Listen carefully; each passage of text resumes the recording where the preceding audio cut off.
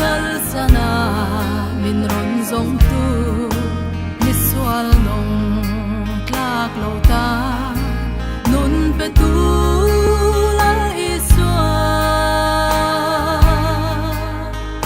khamon na omoy a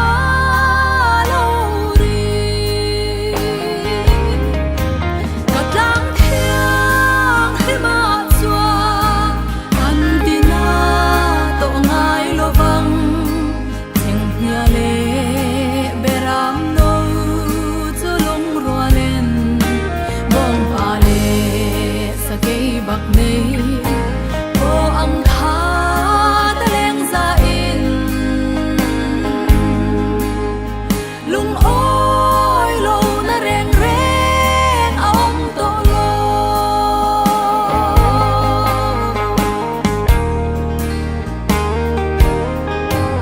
sai on fa lung ngaya rum zong zong ten ne na thun nuai rol le thin lung lung chia te ne na him na shiak le parchi wag na sil fen te ne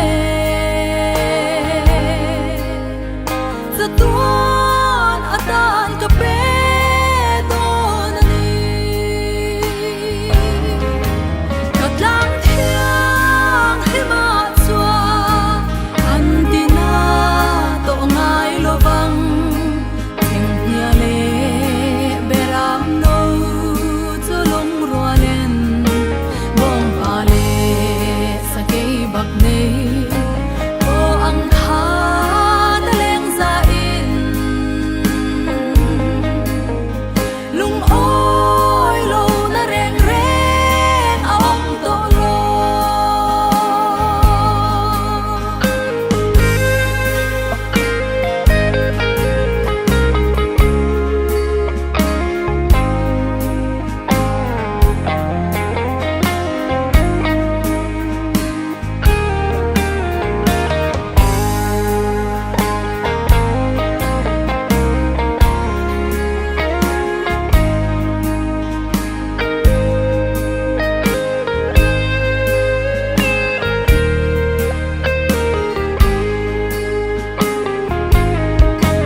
beram rin om lo beram te pangai lo chu an sual wangin an hne na ka in larang ka mangai beram te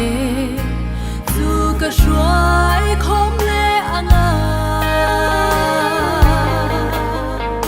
mangai tu beram pu ka pe ang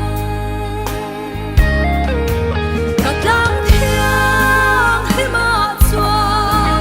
an tina to ngai lo bang thing hia le beram no chu long rualen bong pa le sakei bak nei o ang kha ta leng za in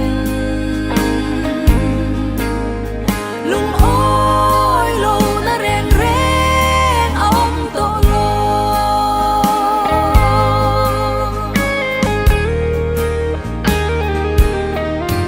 ring tu te